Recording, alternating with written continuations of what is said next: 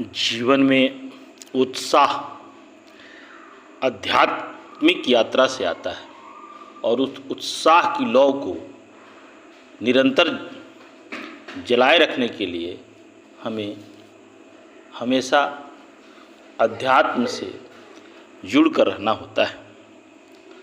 आध्यात्मिक यात्रा यह निश्चित करती है कि हमारी आंतरिक दिव्यता उजागर हो सके। किसी भी सार्थक प्रयास की तरह इस परम लक्ष्य को प्राप्त करने के लिए सतत प्रयत्न और प्रेरणा की आवश्यकता होती है। जब परिणाम संतोषजनक होते तो बहुत से लोगों की प्रेरणा समय के साथ प्रायः क्षीण हो जाती है। यदि हम अपने लक्ष्य तक पहुंचने की इच्छा रखते हैं तो हमें परिश्रम और उत्साहपूर्वक प्रयत्न करते रहना चाहिए। उत्साह निराशा की दवा है। उत्साह वह ईंधन है जो हमें आगे बढ़ाता है।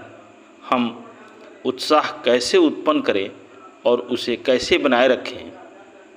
किसी कार्य को करने की प्रेरणा इस बात पर निर्भर करती है कि हमारी बुद्धि उसे कितना महत्व देती है।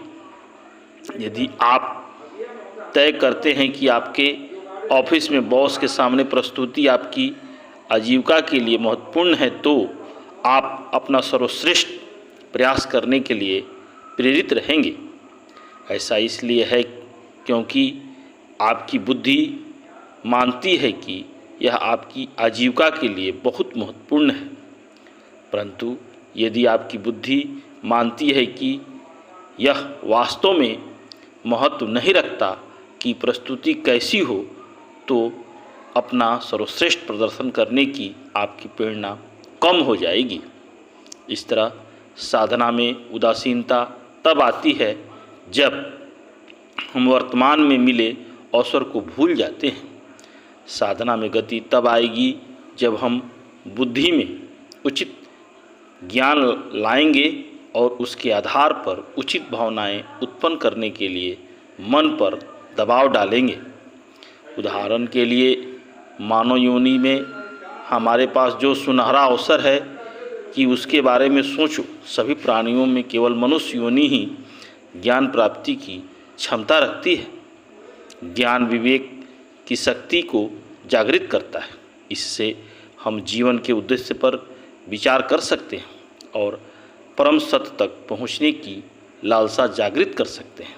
इसलिए मानव शरीर स्वयं को सर्वश्रेष्ठ बनाने और भगवत प्राप्ति करने का एक बहुमूल्य साधन है। ऐसा अवसर शायद दोबारा न मिले। याद रखें कि मानव जीवन क्षणभंगुर है। हमें इन तथ्यों पर गंभीर विचार करना चाहिए और मानव जीवन का लाभ उठाना चाहिए और अपना जीवन उत्साह और उमंग के साथ व्यतीत करना चाहिए और उसमें अध्यात्म की यात्रा निरंतर जारी रखना चाहिए। जय श्री कृष्ण, जय श्री कृष्ण।